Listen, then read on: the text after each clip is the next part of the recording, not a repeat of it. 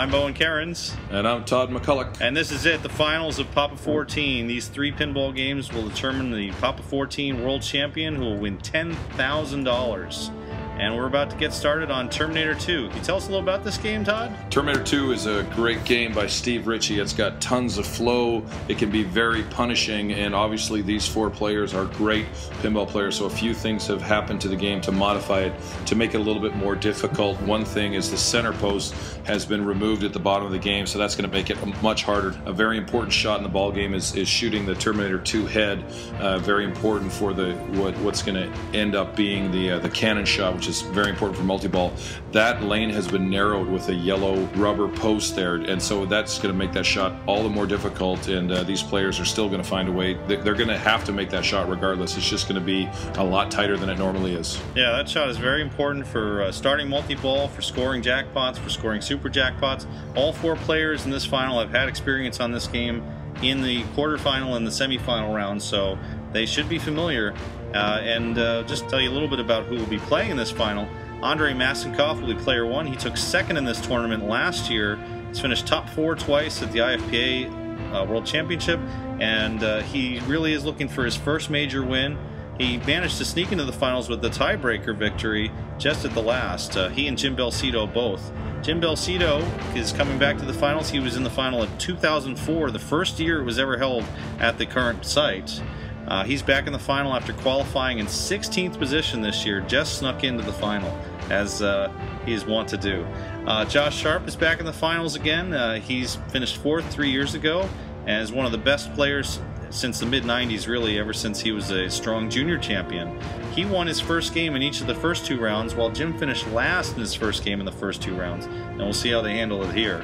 And finally, Cayle George, who was a finalist last year, was the winner of the IFPA Championship a year ago in Sweden, and he won both games in the semifinal to ensure his spot in the final. Really the best out of the 4 players in the semifinal round. Andrei Massenkoff is our first player, and he selected this game, having been the top seed going in. The player can choose the game they want to play or choose to play last. What do you think he's going to be heading for here? He's definitely going to be trying to get a multi-ball going here. He hit the skill shot. He's trying to get that skull. It's a difficult shot to backhand, so look for them to try and use some dead flipper passes to try and get the ball over that right flipper. It's a much more direct shot from that right flipper. And a really tough drain there, actually, for Andrei. He did make a nice shake move going from left to right there, trying to get that ball out of the center. But unfortunately, very quick ball for him, and here's Jim Belsito for his ball 1. He's working hard to try and get that ball in the right-hand flipper so he can hit the skull. There's a shot to the skull, just missed it. We talked a little bit earlier about that yellow post, how much wider it is. Normally those shots would be going through, but it's almost got to be a perfect shot right now with the way this game is set up. Much more difficult than it normally is. All right, Jim with a nice shake there to get control on the left flipper, and he'll go for the skull again here, I think. Normally it is a backhandable shot, but once again I keep going back to that post, makes that backhand even harder, and so he is unsuccessful in lighting the lock. And a tough drain down the center out of the bumper as he kind of stared at it for a few seconds there. Trying to figure out what went wrong. Josh Sharpe taking over, and nobody's even hit the lock yet. We'll see if Josh can pull that off. He nailed it. That thing comes screaming down the right in lane. You hear Josh with some his own audio commentary here. One of the more animated players that we have on the tour. He's makes it pretty clear to the audience exactly what's going on through his mind, in his mind. Oh God! Oh no! Get control! Oh, what are you doing? Nice play, Josh. He's got control now on the right. And he's taking his time here to see if he can line up that skull shot. Josh frequently takes a break like this to take a sip of water. It's kind of the same kind of routine someone might be going through before swimming or taking a free throw or doing something very consistent. He's usually very accurate with these shots after breaks. And you can't argue with it. I think some people get impatient and they don't want to take that time, but it's definitely working for him, and something that I'd like to learn to do better is to have that patience, that there's no shot clock. He's not playing chess. He doesn't have to punch the clock.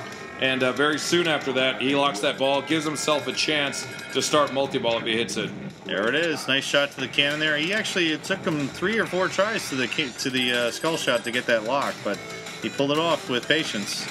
If you don't lose the ball, it's okay. He kept his composure, gave himself a little bit of self-talk to get refocused, and was able to nail it. And now, ultimately, he'd like to lock a couple of these balls to get the jackpots. And get that third lock. He's got a 3-way triple of arrow with no seconds left on the timer. He makes the shot to light the triple jackpot.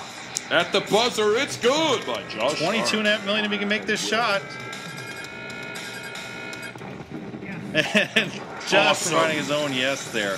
Now it gets even more as Josh, if he can put the ball back in the skull, he can try for a super. He's got it. He's going to try for a 50 million super here. And he's even got control. He's got ball in the left flipper right where he wants it. He can really line this thing up.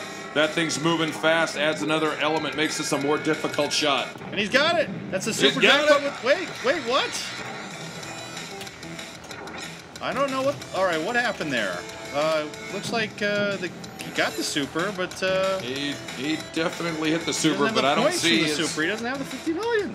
Yeah, his score has not been totaled, so there's something going on there. I'm not sure Josh even knows it. He thinks that he's made a 50 million super, and he's feeling pretty good. Control of the ball again, and he finally sees the score. I think he just knows, like, wait a second, I nailed it. I nailed that thing. Something is so wrong. We're going to take a little pause here to get a judge's assessment. Kevin Martin, the director of Papa, will come and make a ruling here about what happened. I think he made it. What do you think? I think he definitely made it. All signs pointed to a direct hit, and for some reason the score has not been totaled correctly, in my opinion. When Arnold tells you make a direct hit or a nice shot, you ought to get the points. He doesn't make mistakes. I mean, who's gonna argue with Arnold? He'll terminate you. You can't argue with that guy. Hasta la vista, baby. So there's Josh's head. We got Kevin's head too, and Kevin is awarding him the 50 million. Something you don't see very often, where a game made a mistake like that. I think Kevin made the right call, and it's going to add those points. It was clearly a direct hit. He didn't get the points. Everything is right in the universe. Oh, and a slingshot drain for Josh ends his ball at 29 million or 30 million. But wait, no, it's actually 80 million with the 50 million super. So that's something to bear in mind going forward as Cayle George takes over as player 4. Those other players are going to have to remember, keep that in the back of their mind. All the more reason not to play against your opponents, just to play against yourself and the machine, trying to get the best total and not worry about what you see in those other 3 players. Absolutely. As Cayle makes a really nice outlane shake on the right, he's going for the backhand like we saw from Jim, and that is a tough backhand with that big yellow rubber. I think we might see them abandon that strategy and just try for some post passes, as we've seen nothing but misses from the backhand on that skull shot. So far, nobody's made it from the backhand, and Cayle's in trouble. He's got to get control. Oh, boy. Oh, he makes the backhand sort of on the fly. He trickled it up there. It worked its way up there. Now he's got it lit, and he's just trying to one-time it up there. Felt like he had the right angle to make that shot. Oh, God. So close. Oh, there's a straight shot. Right up the middle, lines it up, sets himself usually we up. see Cayle with a lot more ball control in this, and he's kind of making on-the-fly shots, but it paid off as he rips into multi-ball. Now he wants to get these balls locked up here and increase his values. So each ball in the lock will be worth $7.5 million to Cayle. Ideally, and there's 1 ball drained, so he can still get a double jackpot worth 15 if he can lock both balls. Gotta make something happen here. That was a nice save there, but a really quick slap save. Made all the more difficult by having 2, and here he's got 1 on each flipper. And there's the backhand we were after before. He's got that going. He's got himself pretty well set up here. Now that's such a short shot. If you miss that, it comes screaming back at you. So there's not much room for error on that inner orbit. Absolutely, not much room for error on any of these shots, and neither on this one. He still needs to make this shot for the 15 million jackpot. Awesome. Arnold was nice enough to be awarding him the points. No ruling needs to be made here. The scores have been tabulated, and he's happy with that jackpot. Arnold is not so good at addition, I think. But, yeah, unfortunately, Cayle's multi-ball's over at 20 million. And we'll see if he can get back into the second one. He's Later multi-balls are made now. more difficult by a timer on the lock target. So you not only have to get it in the skull, you have to get it in a certain amount of time. And that right out lane area, very challenging. The post on the right out lane has been moved up to its maximum position to make that extra hard. So as ball one ends, we have Josh Sharpe with a healthy lead. But it is catchable, and all four of these players are capable of pulling off this kind of score. And Andrei Massenkoff will take over for his ball too. All of these players in the past have had one ball that can really change a game. So you lose your first ball quickly, you got to shake it off, be mentally focused, and really try and make something out of a two-ball game now. Absolutely, and here's Andrei heading right back to multi-ball. Great shot. As we saw from Josh and from Cayle, you want to lock those balls up. Putting a ball in the skull is the ideal because that ball will stay there regardless. The other two locks are on timers. So, and there's one, and oh, that was pretty. That was some excellent timing. So he did that in the proper order, got it done quickly before he had a chance to lose those. Pulls off the jackpot shot. Those jackpot shots are a little tense. They are. You'd think they'd be easy. I used to have a T2, and I missed way more of those shots than I ever thought I would. Now with that thing moving, it becomes even more challenging. Ooh, the crowd groans a little bit as Andrei misses his shot at the super. The crowd couldn't contain it. And the big difference there between Andrei's shot and Josh's shot is that Josh had the second ball under control, so he could concentrate completely on that super jackpot shot. Meanwhile, Andrei had to worry about the second ball as well. Andrei starting video mode. Just like that old T2 shooting video game. And hopefully Andrei can pull off some score here. Every target is 100,000. And if he can finish it, he gets an extra 5 million. It's always nice in video modes to know that the ball is never in danger. Anything you get is gravy on top, and now that ball's going to be kicked back into play and start a multi-ball. Video mode is what pinball is all about. This was the first DMD game, so it was you know, a great. T2 was a great title, and Steve Ritchie decided to go with the video mode. Meanwhile, we see Andrei playing another fantastic multi-ball. He's put the ball back in the skull and trying to lock the second ball for the 2x jackpot. Andrei earned this multi-ball by the left return lane, starting the multi-ball from the 4th award. He's about to pick up another 15 here and closing in on Josh's score, I believe. He's ready to try for the super again. He's There's ready the skull. He's hit and it willing. down. He's got one more shot. We'll give him a chance for the super. Oh! Got to keep control of that other ball. My goodness. Playing some great pin right here, and he's got control. He's got a chance for the super again. Yes!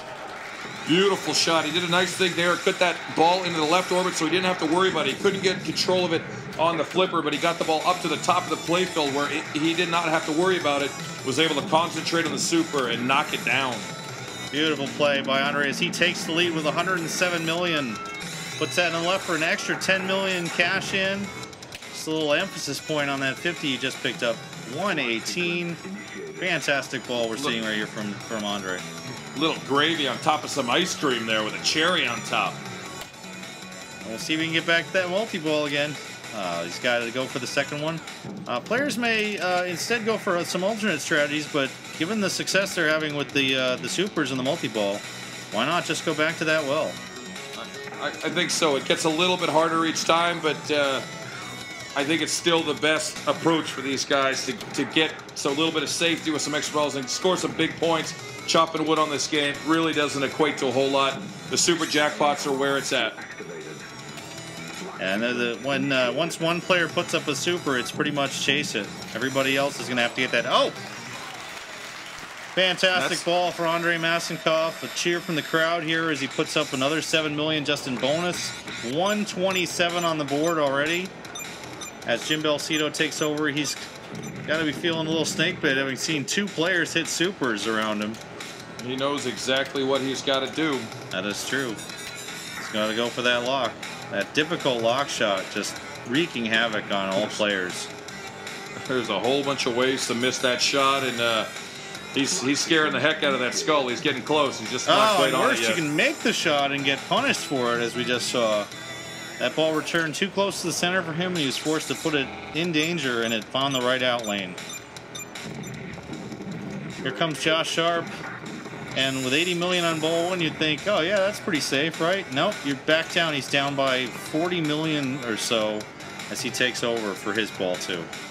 All the more reason to put the pedal to the metal, and I lost a whole bunch of matches to Josh Sharpe in the past, and in one instance I had him down one game, and we both had poor games, and he kind of told me, you know, never let up when you have a chance to take down an excellent player. Never let your foot off the gas. So he probably felt like he was looking pretty good with 80, but it's never enough. You've always got to build up as big a lead as you possibly can. He starts the second multi-ball here, and he actually put a ball in the side lock almost immediately. What a well-played shot that was. But he's going to have to put the second one in the skull within 10 seconds, or it'll kick back out again. Timer is counting down. 5, 4, 3, 2, 1. It's not getting no pause on the clock up in those pop bumpers. The clock continues to roll. Nice save there. Keep it out of the middle. This is some very strong multi-ball play. A tough carom there cost him, but he's looks like he's going to get a chance to make a pity jackpot here. 7.5 million pity party if he can make this shot. Pity pinball party. He'll take it. Every 7.5 million counts. Every point counts. 7.5 million is nothing to shake at. He's down by 40, but not anymore. Can't shake a stick at that. Arnold gave him the awesome. It's only really slightly awesome, but it was awesome. All right, fine. Josh not happy with it going halfway up the ramp. Usually those are the ones that end up going straight down the middle, so he wanted a little bit more momentum to get all the way up that ramp. Load the cannon. It's a mystery award. What could it be? What could it be? Oh.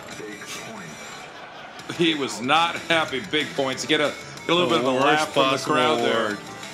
Big points, not so big points. And Josh manages to put it back in the skull again. He's going to need 3 targets this time to get to the next multi-ball. It just becomes harder and harder. One more target to go. It'd be nice if we could get 2 with 1 shot. And, you got 2 with 1 shot. That is a good point there. You're only going to need 1 more shot. But Josh, I have a question here about the lock. He put the ball in the lock too late while the timer expired. So the lock target popped back up again. Normally the player will have the lock target down at this phase, but he just snuck it in there as the timer was expiring. So no compensation for Josh, and he's just going to pick it up. I think he'll get back in there. 1 more target to go. He also has the opportunity to make multi-ball off the left loop. With only 1 target to go, that's where he'll be focused, I think. He's got to hurry up. His hurry up looks more impressive than it is. It's just not that much, not worth that much. It sounds pretty exciting, though. Arnold gets your heart beating a little bit. Let's go. Steve Ritchie, the originator of the whole hurry-up concept. Black Knight, the original game to have a hurry-up feature, where it would score points based on how fast you did something. It's a really nice idea that he continues to use in games to this day. It's stood the test of time. Want somebody to get tense? You just tell them, hey, this shot is only worth a lot of points if you do it right now. You wouldn't want to hold the ball and wait those out. You got to get those right away, and the sooner you can get control of the ball, the better chance you have of scoring big points on those hurry-ups. Meanwhile, Josh showing his mastery of some ball saves here on the right out lane with his hand hitting the side of the machine. Josh is somewhat of a master of just keeping the ball alive. And he's got multi-ball ready on the left loop. That's the name of the game, especially with that center post missing. Beautiful. He's got some great wizard skills, and he's got video mode going here. No chance of dying, just adding up points. Should be some easy points here for Josh. He's definitely good at this, and it will also give him multi-ball at the end of the rounds. It's always a nice little bonus. 7.3, that puts him at 104 million total. With Andre at 118, he's actually starting to close 127. Sorry, he's closing in. Oh, that was a great live catch there. That's very, very timely when each shot is so important to be able to get control there not mess around with it. It's great control. Let's see if we can get ball control here. Oh, using one ball to hit the other back into control. That was beautiful. No, I am not kidding you, sir. This is about the longest I've ever heard this piece of music.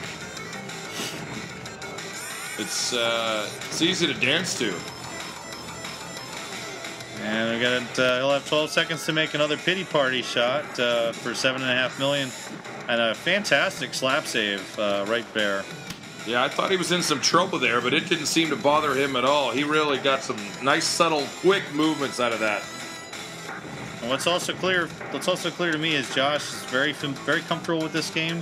He's either played another one just like it, or just played this enough times in the quarters and the semis to get used to it. He had the best score on Terminator 2 coming into the finals, and meanwhile Andrei has put up the best score anybody's put up yet this weekend. The extra ball in this game is worth 0. 0, and hence the and there's another extra ball. Second extra ball is worth double. He'd love a 5 million or a 10 million, some kind of value associated with that, but an extra ball feels so good in the arcade. Not doing much for him here tonight. He's even got more of that music. That was a nice side slap there to keep that ball in the in lane and give him another chance.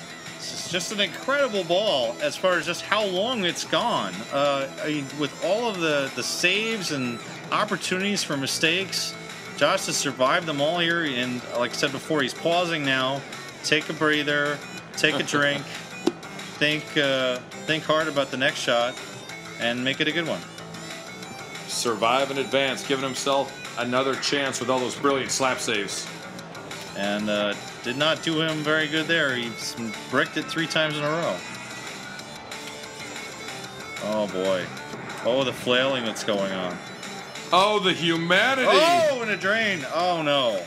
He's not going to be happy with that. I mean, the ball, very happy with the ball. Just that last crowd cheering drain. for Josh there, but knowing him, he's got to be disappointed with the opportunities that were lost there. But he is at 117 million, only 10 million behind Andrei. With multi-ball nearly ready, he needs one more target for the next multi-ball. Meanwhile, here's Cayle. Oh, wow. And, the double danger. The crowd shows their save there by Cayle. And, oh, no. So often that happens. You save the ball fantastically, and the very next thing that happens, the game sends it right back into danger. And really unfortunate there for Cayle. He did miss the shot to the skull, so kind of paid for the missed shot. But Andrei with ball 3 now, and he's got a huge bonus sitting in wait for him from a held bonus from the previous ball. Andrei, he's got a huge bonus. Always nice to have that ball saver going. Yeah, he used up his kickback here, but still got opportunity, and he's got the multi. He's got no! The that danger tilt. That tilt cost him a lot more than it appears. That tilt cost him about 8 million in additional bonus. So instead of 139, he ends his game at 130. And keep in mind that Josh Sharpe is already at 117. Meanwhile, here's Jim trying to put together a good ball. Jim took a last in the first game in each of the first 2 rounds and trying to avoid that here. He really needs to get into multi-ball.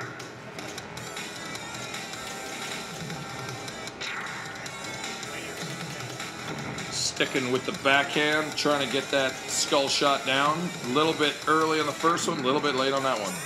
Hasta la vista, baby. Like you said, I think that you had some good advice there about trying for a post pass or getting the ball over to the right with just the danger and difficulty of the backhand. Here's Josh with a chance to beat Andrei for a likely first on this game. And that 10 million is huge right there. He's got it already. How fast was that?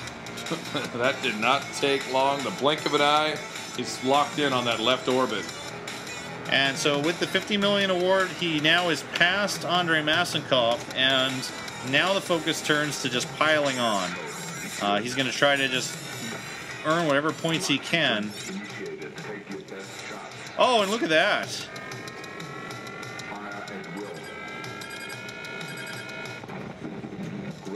Back into multi-balls, he's able to knock down the skull target and have the ball go in behind it.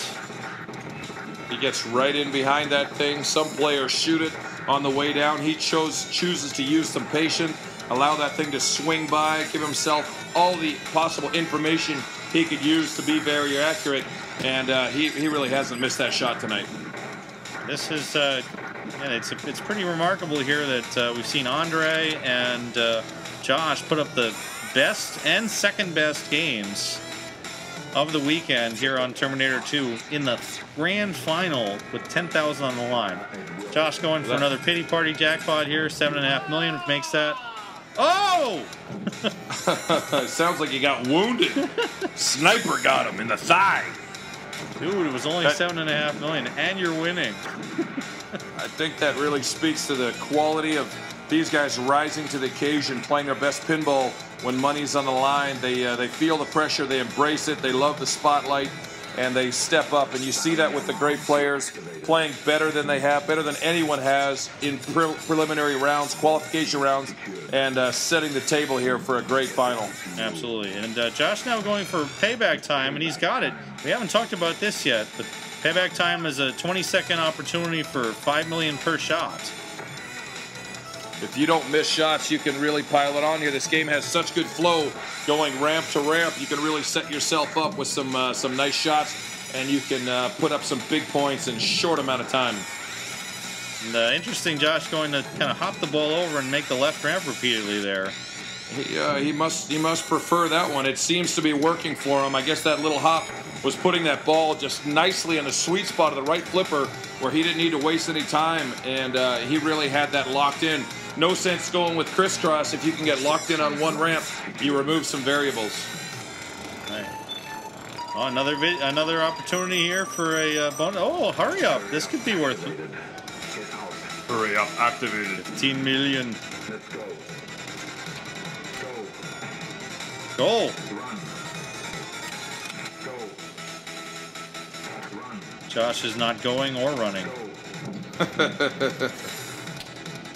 The power in lane there as the hurry up expires. I'm thinking Josh is probably looking to go back into multi-ball, but multi-ball is getting pretty hard. I think it'll be 4 or 5 shots if he gets back in there.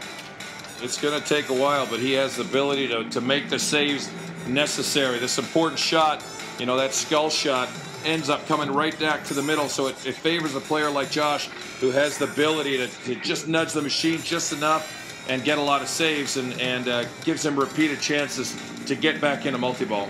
And he seems to be choosing to go back towards the payback time and just pick up a little bit of millions here and there, whatever he can grind out of that. The low-hanging fruit of those millions. I always like the low-hanging fruit. I can usually get some of the higher-hanging fruit as well when I'm trying to pick fruit.